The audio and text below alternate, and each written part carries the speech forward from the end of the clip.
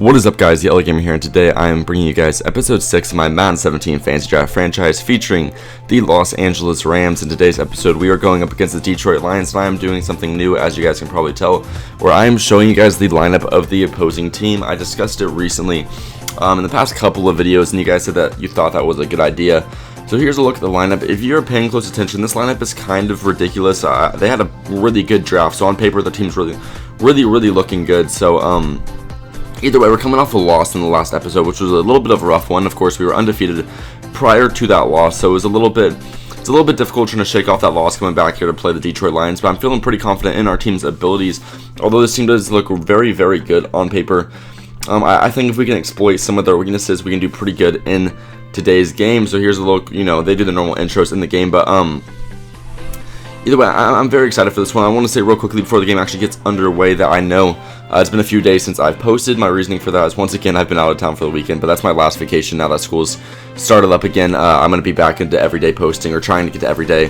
So if you guys were concerned about that, don't be. I've been paying close attention to everything, and I'll be back to make videos here for at least every day for the next week or so. So don't be worried about that whatsoever. So either way, we're hopping in here, about to start the game. You see the kickoff is now underway, so we're going to kick the ball off. To start the game. We are not going to be the receiving team, so actually, comment down below. I'm going to get some of you guys' opinions. When you guys are playing online, do you prefer receiving the ball first or kicking the ball first? It doesn't have a huge influence on anything. I've always just been curious about that, because some people are players like to kick the ball first, and some are players like to receive the ball first. It's all random, and I don't understand the strategy behind it, but I want to hear your guys' opinions. So either way, they're going to try running the ball a couple of times in a row here with Lamar Miller to start the game, and not much success coming there. So they're going to try throwing the ball, and not much success comes there either, as Ben Roethlisberger's throwing it to huge coverage. Sadly, we were not able to pick off the ball, but they were not able to get the first down either, so I'll take the win on that one. But we're going to throw it to the right side of the field, and Demaryius Thomas is going to catch that ball, and I really am trying to get Demaryius Thomas more involved in the offense. Of course, I spent a pretty high pick to get him as my top receiver, and he really hasn't played that big of an influence on this team. I've been throwing it to James Jones and guys like that more than I've been throwing it to Demaryius Thomas, so I really did try to get him involved. I tried getting Gronk involved too, but Gronk really didn't have a good game today. I'll be honest with you guys. I don't even think he got a catch. So for those of you who like to see those Gronkowski highlights, this may not be the episode for you, as he does not get very nicely involved. But either way, my punter is going to get a highlight of his own. It's right there. He's going to punt it down perfectly to the 1-yard line. So we're going to do what we can here to try to make that punt worthwhile, but sadly that will not be the case. It's right here. Ben Roethlisberger hucks back a big throw downfield, and sadly our safety for some reason decides to, I don't know, try to catch the air. He falls. I don't know what happened to the safety. I want to discuss this. I'm really hoping to somehow have it so the developers of Madden kind of get an idea of this issue. But in this game specifically, they need to fix the deep throws issue, because whenever the CPU throws it deep on me, I have absolutely no clue how to stop it. When my CPU tries to stop it, they never do anything. When I try to user stop the play, it never does anything, because my guys just fall over and don't even try to catch the ball. So I don't know what to do anymore.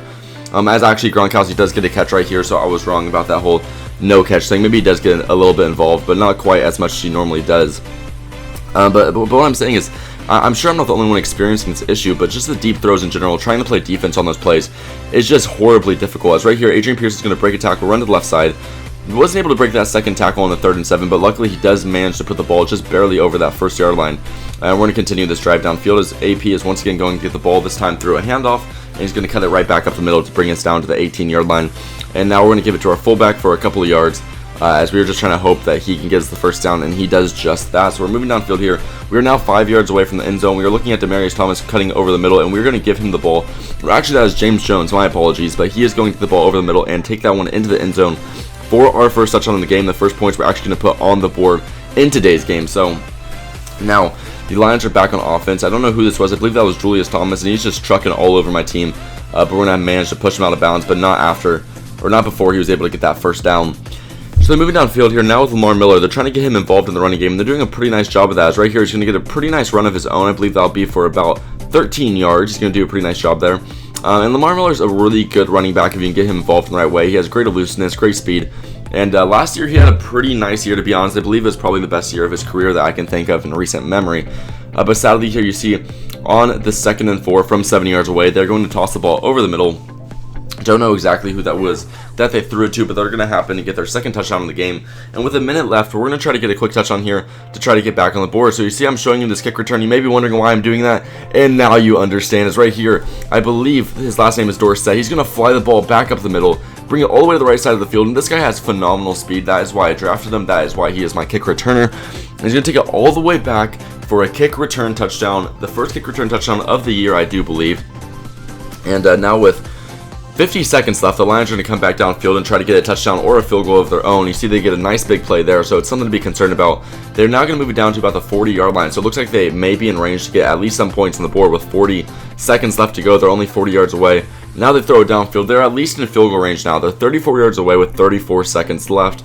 And so obviously right here they're going to go for the end zone, try to get some points on the board. With 13 seconds left though, they're going to look to the left side of the field, and luckily for me, Xavier Rhodes is going to happen to get an interception right there to prevent them from getting any points on the board, and that ends up being a huge relief for me as it prevents them from getting any points before halftime. So now, since they return the ball at halftime, we're going to return the ball, or since they return the ball to start the game, we return the ball at halftime, but it doesn't end up really even working for us as we are going to throw a lob pass to Rob Gronkowski when I should have thrown a bullet pass. It's not going to work out for me.